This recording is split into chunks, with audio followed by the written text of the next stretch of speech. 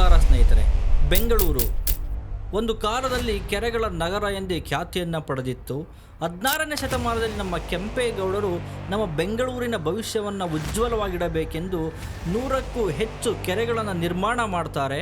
ಕೋರಮಂಗಲ ಕೆರೆ, ಯಡಿಯೂರು ಕೆರೆ, ಧರ್ಮಾಂಬುದಿ ಸರೋವರ ಇವೆಲ್ಲವೂ ಸಹ ಬೆಂಗಳೂರಿನ ಹೃದಯದಂತೆ ಕೆಲಸವನ್ನು ಮಾಡ್ತಾ ಇರುತ್ತೆ. ಮಳೆ ಬಂದಾಗ ಆ ಮಳೆಯ ನೀರು ರಾಜಕಾಲುವೆಗಳ ಮುಖಾಂತರ ಕೆರೆಗಳನ್ನು ಸೇರ್ತಾ ಇರುತ್ತೆ. ಮಕ್ಕಳು ಕೆರೆಯ ದಡದಲ್ಲಿ ಆಟವನ್ನು ಆಡ್ತಾ ಇರ್ತಾರೆ.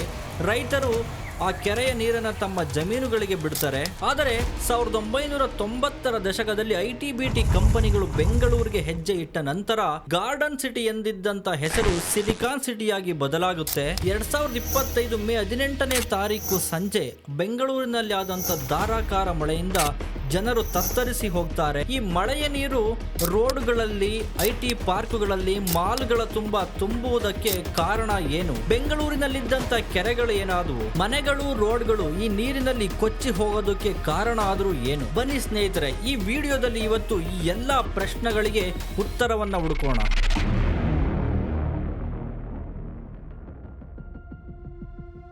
ಬೆಂಗಳೂರಿನ ಕೆರೆಗಳ ಇತಿಹಾಸದ ಪುಟಗಳನ್ನು ತೆಗೆದರೆ ಸ್ನೇಹಿತರೆ ನೀವೆಲ್ಲರೂ ಕೂಡ ಶಾಕ್ ಆಗ್ತೀರಾ.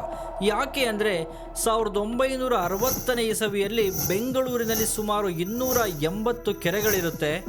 ಆದರೆ ಈ 2025ನೇ ಇಸವಿಯಲ್ಲಿ ಬೆಂಗಳೂರಿನಲ್ಲಿ ಎಷ್ಟು ಕೆರೆಗಳಿದಾವೆ ಅಂತ ನಿಮಗೆ ಗೊತ್ತಿದೆಯಾ? 280 ಕೆರೆಗಳಲ್ಲಿ ಬರೀ 65 ಕೆರೆಗಳು ಮಾತ್ರ ಫಂಕ್ಷನ್ ಮಾಡ್ತಾ ಇವೆ. ಅಂದರೆ ಇದಕ್ಕೆಲ್ಲ ಕಾರಣ ಅತಿಕ್ರಮಣ.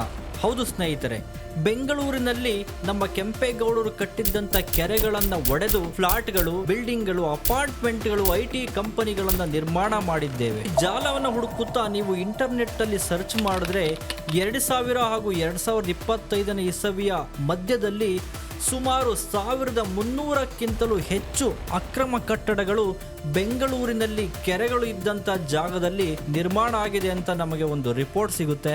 ಸರ್ಕಾರಿ ಸಂಸ್ಥೆಗಳು ಕೂಡ ತಪ್ಪಿಲ್ಲ. ರೈಲ್ವೆ ಹಳಿ, ಹೈವೇಗಳು, BDA ಕಾಂಪ್ಲೆಕ್ಸ್ಗಳು ಇವೆಲ್ಲವೂ ಸಹ ಕೆರೆಯ ಜಾಗವನ್ನ ಒತ್ತುವರಿ ಮಾಡಿವೆ. ಒಂದು ಕಾಲದಲ್ಲಿ ಬೆಂಗಳೂರಿನಲ್ಲಿ ಮಳೆಯಾದ್ರೆ ಆ ಮಳೆಯ ನೀರು ಕೆರೆಗಳಿಗೆ ಸೇರಿ ನಮ್ಮ ಅಂತರ್ಜಲವನ್ನ ಹೆಚ್ಚು ಮಾಡ್ತಾ ಇದ್ವು. ಆದರೆ ಈಗ ಈ ಮಳೆಯ ನೀರು ನಮ್ಮ ಸಿಟಿಯನ್ನ ಬಿಟ್ಟು ಕೆರೆಗಳಿಗೆ ಸೇರ್ತಾ ಇಲ್ಲ. ಅಂತರ್ಜಲವನ್ನು ಸೇರೋದಕ್ಕೆ ಯಾಕೆ ಸಾಧ್ಯ ಆಗ್ತಾ ಇಲ್ಲ ಅಂತ ನಾವು ಇನ್ವೆಸ್ಟಿಗೇಟ್ ಮಾಡಿದಾಗ ನಮಗೆ ಗೊತ್ತಾಗುತ್ತೆ. ಬೆಂಗಳೂರಿನಲ್ಲಿ ಎಲ್ಲೆಲ್ಲೂ ಕೂಡ ಸಿಮೆಂಟ್ ರೋಡ್ಗಳು, ಟಾರ್ ರೋಡ್ಗಳು, ಅಪಾರ್ಟ್ಮೆಂಟ್ಗಳು, ಫ್ಲಾಟ್ಗಳು ಇರುವ ಕಾರಣ ಬೆಂಗಳೂರಿನಲ್ಲಿರ್ತಕ್ಕಂಥ ನೀರಿಗೆ ಆಚೆ ಹೋಗೋದಕ್ಕೆ ಜಾಗನೇ ಸಿಗ್ತಾ ಇಲ್ಲ. ಮೇ 18 ಹಾಗೂ 19ನೇ ತಾರೀಕಿನಲ್ಲಿ ಕೇವಲ 12 ಗಂಟೆಗಳಲ್ಲಿ 130 ಮಿಲಿಮೀಟರ್ಗಿಂತಲೂ ಹೆಚ್ಚು ಮಳೆ ಬೆಂಗಳೂರಿನಲ್ಲಿ ಸುರಿಯುತ್ತೆ. ಇದು ಈ ದಶಕದಲ್ಲಿಯೇ ಅತಿ 2ನೇ ದೊಡ್ಡ ಮಳೆ ಎಂದು ನಮ್ಮ ಸೈಂಟಿಸ್ಟ್ಗಳು ಸಹ ಇದಕ್ಕೆ ಸಾಬೀತನ್ನ ಪಡಿಸ್ತಾರೆ. ಆ ದಿನ ಬೆಂಗಳೂರಿನಲ್ಲಿ ರೋಡ್ಗಳು ನದಿಯಾದವು, ಟೆಕ್ ಪಾರ್ಕ್ಗಳು ಅಕ್ವಾ ಕಿಂಗ್ಡಮ್ಗಳಾದವು, ಕೋರಮಂಗಲ, ವರ್ತೂರು, ಬೆಳ್ಳಂದೂರು ಇವೆಲ್ಲವೂ ಸಹ ಮುಳುಗಿ ಹೋಗುತ್ತೆ. 3 ಜನರ ಸಾವಾಗುತ್ತೆ. 500ಕ್ಕೂ ಹೆಚ್ಚು ಮನೆಗಳಲ್ಲಿ ಆ ರಾತ್ರಿ ನೀರು ನುಗ್ಗುತ್ತೆ. ಇವೆಲ್ಲವುದಕ್ಕೂ ಕಾರಣವೇ ಕೆರೆಗಳ ಕೊರತೆ ಸ್ನೇಹಿತರೆ. ಈ ವಿಡಿಯೋದಲ್ಲಿ ನಾನು ಯಾರನ್ನೂ ಸಹ ಉದ್ದೇಶಿಸಿ ಮಾತಾಡ್ತಾ ಇಲ್ಲ. ಇದು ನಮ್ಮೆಲ್ಲರ ಜವಾಬ್ದಾರಿಯಾಗಿದೆ ಸ್ನೇಹಿತರೆ. ಒಂದು ಸಿಂಪಲ್ ಎಕ್ಸಾಂಪಲ್ ಕೊಡಬೇಕು ಅಂದ್ರೆ 1990ರಲ್ಲಿ ಬೆಳ್ಳಂದೂರ್ ಕೆರೆ ಸುಮಾರು 900 ಎಕರೆ ಜಮೀನಿರುತ್ತೆ. ಅದು ಈಗ ಬರೀ 400 ಎಕರೆ ಜಮೀನು ಮಾತ್ರ ಉಳ್ಕೊಂಡಿದೆ. ಅದು ಕೆರೆಯ ಭಾಗಕ್ಕೆ ಹೋಗುತ್ತೆ. ಈ 400 ಎಕರೆ ಜಾಗದಲ್ಲೂ ಸಹ ಸಂಪೂರ್ಣವಾಗಿ ಫೋಮ್ ತುಂಬಿಕೊಂಡಿದೆ ಅಂತ ನಮಗೆ ರಿಪೋರ್ಟ್ಗಳು ದೊರಕ್ತಾ ಇದೆ. ಈ ಎಲ್ಲಾ ವಿಚಾರಗಳನ್ನು ಗಮನಿಸಿ ಬೆಂಗಳೂರಿನಲ್ಲಿ ಸಾಕಷ್ಟು ಸಂಸ್ಥೆಗಳು ತಮ್ಮ ವಾಯ್ಸ್ ಅನ್ನ ರೈಸ್ ಮಾಡಿದ್ರು ಕೂಡ ಯಾರು ತಲೆ ಕೆಡಿಸ್ಕೊಳ್ತಾ ಇಲ್ಲ. ಯಾವುದೇ ಕೆರೆಯ ಜಾಗದಲ್ಲಿ ಅಪಾರ್ಟ್ಮೆಂಟ್ಗಳು, ಲೇಔಟ್ಗಳನ್ನು ಕಟ್ಟಿರ್ತಕ್ಕಂಥ ಜಾಗಕ್ಕೆ ಹೋಗಿ ಕೇಳಿದ್ರೆ ಅಲ್ಲಿರ್ತಕ್ಕಂಥ ಬಿಲ್ಡರ್ಗಳಾಗ್ಬೋದು, ಬೇರೆ ಯಾರೇ ಓನರ್ ಅಂತ ಹೇಳ್ಕೊಂಡು ಓಡಾಡ್ತಾ ಇರೋಂಥವ್ರಾಗ್ಬೋದು, ಅವ್ರು ಹೇಳ್ತಾರೆ ನಾವು ಬೆಂಗಳೂರಿಗೆ ಐಶ್ವರ್ಯವನ್ನು ಕೊಟ್ಟಿದ್ದೇವೆ, ಅಪಾರ್ಟ್ಮೆಂಟ್ಗಳನ್ನು ಕೊಟ್ಟಿದ್ದೇವೆ, ಲೇಔಟ್ಗಳನ್ನು ಕಟ್ಟಿಸಿ ಕೊಟ್ಟಿದ್ದೇವೆ ಅಂತ. ಆದರೆ ಇದು ಎಷ್ಟರ ಮಟ್ಟಿಗೆ ಸರಿ ಅಂತ ನಿಮ್ಗನ್ಸುತ್ತೆ? ಇನ್ನೊಂದು ರಿಪೋರ್ಟ್ನಲ್ಲಿ ನಮ್ಮ BBMP ಹೇಳುತ್ತೆ ಬರೀ 20 ಕೆರೆಗಳು ಮಾತ್ರ ಬೆಂಗಳೂರಿನಲ್ಲಿ ಎನ್ಕ್ರೋಚ್ಮೆಂಟ್ ಫ್ರೀ ಆಗಿದೆ ಎಂದು. ಈ ಕೆರೆಗಳು ಒತ್ತುವರಿ ಆಗಿರ್ತಕ್ಕಂಥ ಜಾಗದಲ್ಲಿ ಸರ್ಕಾರಿ ಸಂಸ್ಥೆಗಳು ಇವೆ, ಪ್ರೈವೇಟ್ ಸಂಸ್ಥೆಗಳು ಇವೆ ಸ್ನೇಹಿತರೆ. ಇಲ್ಲಿ ನಾವು ಯಾರನ್ನ ಕೂಡ ಬ್ಲೇಮ್ ಮಾಡೋದಕ್ಕಾಗುತ್ತೆ? ನೀವೇ ಹೇಳಿ ಸ್ನೇಹಿತರೆ. ಇವತ್ತು ಈ ಕೆರೆಗಳ ಸಂಖ್ಯೆ ಕಡಿಮೆ ಆಗಿರೋದಕ್ಕೆ ಬೆಂಗಳೂರಿನಲ್ಲಿ ನಾವೆಲ್ಲರೂ ಸಹ ಮಳೆ ಬಂದಾಗ ತುಂಬಾನೇ ಪ್ರಾಬ್ಲಮ್ ಅನ್ನ ಫೇಸ್ ಮಾಡ್ತಾ ಇದ್ದೇವೆ. ಸರಿಯಾದ ಸಮಯಕ್ಕೆ ನಾವು ನಮ್ಮ ಮನೆಗಳನ್ನ ತಲುಪೋದಕ್ಕೆ ಆಗ್ತಾ ಇಲ್ಲ. ಮಳೆ ಬಂದಾಗ ನಮ್ಮ ವೆಹಿಕಲ್ಗಳು ನೀರಿನಲ್ಲಿ ಸಿಕ್ಕಿ ಕೊಚ್ಚಿ ಹೋಗ್ತಾ ಇವೆ. ಸ್ನೇಹಿತರೆ, 2035ನೇ ಇಸವಿಯಷ್ಟೊತ್ತಿಗೆ ಬೆಂಗಳೂರಿನಲ್ಲಿ ಕೆರೆಗಳು ಇಲ್ಲವಾದರೆ ನಾವು ಒಂದು ಟ್ಯಾಂಕರ್ ನೀರಿಗೆ ಸುಮಾರು 5,000 ರೂಪಾಯಿನ ಕೊಡಬೇಕಾಗುತ್ತೆ. ಈ IT ಕಂಪನಿಗಳು ಬೆಂಗಳೂರನ್ನ ಬಿಟ್ಟು ಬೇರೆ ಸ್ಟೇಟ್ಗಳಿಗೆ ಹೊರಟೋಗುತ್ತೆ.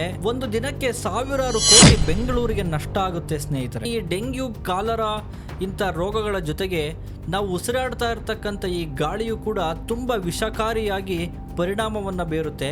ನಾವು ಎಲ್ಲೇ ಹೋದರೂ ಕೂಡ ಕಡ್ಡಾಯವಾಗಿ ಮಾಸ್ಕನ್ನು ಬಳಸಬೇಕಾಗತಕ್ಕಂಥ ಒಂದು ಸನ್ನಿವೇಶ ಬರಬಹುದು ಅಂತ ನಮ್ಮ ಸೈಂಟಿಸ್ಟ್ಗಳು ಊಹೆಯನ್ನು ಮಾಡ್ತಾರೆ. ನಾವು ಎಲ್ಲ ಪರಿಸ್ಥಿತಿಗಳನ್ನು ಭವಿಷ್ಯದಲ್ಲಿ ಫೇಸ್ ಮಾಡಬಾರ್ದು. ನಮ್ಮ ಬೆಂಗಳೂರು ಸೇಫ್ ಆಗಿರಬೇಕು, ಮತ್ತೆ ಗಾರ್ಡನ್ ಸಿಟಿಯು ನಮಗೆ ಮರಳಿ ಸಿಗಬೇಕು ಅಂದರೆ ಕೆಲವು ಮಾರ್ಗಗಳಿದೆ ಸ್ನೇಹಿತರೆ. ಅವ್ಯಾವು ಅಂತ ಹೇಳಿದ್ರೆ, ಪ್ರತಿಯೊಬ್ಬರೂ ಸಹ ಜವಾಬ್ದಾರಿಯಿಂದ ತಮ್ಮ ಮನೆ ಸುತ್ತಮುತ್ತಲಿನ ವಾತಾವರಣವನ್ನು ಸರಿಯಾದ ರೀತಿಯಲ್ಲಿ ಕಾಪಾಡಿಕೊಳ್ಬೇಕಾಗುತ್ತೆ. ಈ ಪರಿಸರವನ್ನು ಸಂರಕ್ಷಿಸೋದರ ಜೊತೆಗೆ ಪ್ರತಿಯೊಂದು ಮನೆಯಲ್ಲೂ ಸಹ ರೈನ್ ಹಾರ್ವೆಸ್ಟಿಂಗ್ ಸಿಸ್ಟಮ್ ಅನ್ನ ಅಳವಡಿಸ್ಕೊಳ್ಬೇಕಾಗುತ್ತೆ. ಈ ರೈನ್ ಹಾರ್ವೆಸ್ಟಿಂಗ್ ಸಿಸ್ಟಮ್ನ ನಾವು ನಮ್ಮ ಮನೆಗಳಲ್ಲಿ ಅಳವಡಿಸ್ಕೊಂಡ್ರೆ ವರ್ಷವೆಲ್ಲ ನಮಗೆ ಎಷ್ಟು ನೀರು ಬೇಕಾಗುತ್ತೆ ಅದು ಮಳೆಯ ನೀರಿನಿಂದ ನಾವು ಸಂರಕ್ಷಿಸಬಹುದು. ಸ್ಪಾಂಜ್ ಸಿಟಿ ಎನ್ನುವಂತಹ ಟೆಕ್ನಾಲಜಿಯನ್ನ ಜಪಾನ್ ದೇಶದಲ್ಲಿ ಈಗಾಗಲೇ ಬಳಸ್ತಾ ಇದ್ದಾರೆ. ನಾವು ಸಹ ಈ ಸ್ಪಾಂಜ್ ಸಿಟಿ ಎನ್ನುವಂತಹ ಈ ಟೆಕ್ನಾಲಜಿಯನ್ನ ಬೆಂಗಳೂರಿನಲ್ಲಿ ಬಳಸಿದರೆ ನಾವು ನಮ್ಮ ಕೆರೆಗಳನ್ನು ಸಂರಕ್ಷಿಸಬಹುದು ಹಾಗೂ ನಮ್ಮ ಮಣ್ಣನ್ನು ಸಹ ನಾವು ಸಂರಕ್ಷಿಸಬಹುದು. ಈ ಸರ್ಕಾರಿ ಇಲಾಖೆಗಳು ಈ ಒಂದು ಕೆರೆ ಒತ್ತುವರಿ ಆಗಿರ್ತಕ್ಕಂಥ ಜಮೀನುಗಳ ಬಗ್ಗೆ ಕಾಳಜಿಯನ್ನು ವಹಿಸಬೇಕಾಗುತ್ತೆ. ಎಲ್ಲಿ ಅಕ್ರಮವಾಗಿ ಒತ್ತುವರಿಯಾಗಿದೆ ಈ ಜಾಗವನ್ನು ಮತ್ತೆ ಪಡೆದು ಕೆರೆಗಳ ಸಮೃದ್ಧಿಯನ್ನು, ಕೆರೆಗಳ ಇಂಪ್ಲಿಮೆಂಟೇಷನ್ ಅನ್ನ, ಕೆರೆಗಳ ಅಪ್ಗ್ರೇಡೇಷನ್ ಅನ್ನ ಮತ್ತೆ ಮಾಡಬೇಕಾಗುತ್ತೆ. ನಾವು ನದಿಗಳನ್ನ ಗೆದ್ದರೆ ನದಿಗಳು ಸಹ ನಮ್ಮನ್ನು ಗೆಲ್ಲುತ್ತವೆ ಸ್ನೇಹಿತರೆ. ನೀರಿನ ನೆಲೆಯು ಮತ್ತೆ ಬೆಂಗಳೂರಿಗೆ ಮರಳಿದರೆ ಬೆಂಗಳೂರು ಮತ್ತೆ ಗಾರ್ಡನ್ ಸಿಟಿ ಆಗಿ ಆಗುವುದರಲ್ಲಿ ಯಾವುದೇ ರೀತಿಯ ಒಂದು ಸಂದೇಹವೂ ಕೂಡ ಇಲ್ಲ. ಹೌದು ಸ್ನೇಹಿತರೆ, ಕೆರೆಗಳನ್ನ ಉಳಿಸೋಣ, ಬೆಳೆಸೋಣ ಹಾಗೂ ನಮ್ಮ ಬೆಂಗಳೂರಿನ ಭವಿಷ್ಯವನ್ನ ರಕ್ಷಿಸೋಣ. ಸ್ನೇಹಿತರೆ, ಈ ವಿಡಿಯೋವನ್ನ ಬೆಂಗಳೂರಿನಲ್ಲಿರ್ತಕ್ಕಂಥ ಪ್ರತಿಯೊಬ್ಬ ವ್ಯಕ್ತಿಗೂ ಶೇರ್ ಮಾಡಿ ಹಾಗೂ ಈ ಬೆಂಗಳೂರಿನ ಕೆರೆಗಳ ಬಗ್ಗೆ, ಕೆರೆಗಳ ಸಂರಕ್ಷಣೆ ಬಗ್ಗೆ ನಿಮಗೆ ಏನನ್ಸುತ್ತೆ ಅಂತ ಕಮೆಂಟ್ ಬಾಕ್ಸ್ನಲ್ಲಿ ತಿಳಿಸಿ. ಹಾಗೆಯೇ ನೀವೇನಾದರೂ ನಮ್ಮ ಚಾನಲ್ಗೆ ಸಬ್ಸ್ಕ್ರೈಬ್ ಮಾಡಿಲ್ಲ ಅಂತ ಹೇಳಿದ್ರೆ ದಯವಿಟ್ಟು ನಮ್ಮ ಚಾನಲ್ಗೆ ಸಬ್ಸ್ಕ್ರೈಬ್ ಮಾಡಿ, ಆ ಬೆಲ್ ನೋಟಿಫಿಕೇಶನ್ ಅನ್ನು ಆನ್ ಮಾಡಿ. ನಾವು ಯಾವುದೇ ಹೊಸ ವಿಡಿಯೋವನ್ನು ಮಾಡಿದ್ರೆ ಅದು ನಿಮಗೆ ಸರಿಯಾದ ಸಮಯಕ್ಕೆ ತಲುಪುತ್ತೆ. ಇವತ್ತಿಗೆ ಈ ವಿಡಿಯೋವನ್ನು ಎಂಡ್ ಮಾಡೋಣ ಸ್ನೇಹಿತರೆ. ಮತ್ತೊಮ್ಮೆ ಇನ್ನೊಂದು ವಿಡಿಯೋದಲ್ಲಿ ಸಿಗೋಣ. ಅಲ್ಲಿವರೆಗೂ ನಮಸ್ಕಾರ.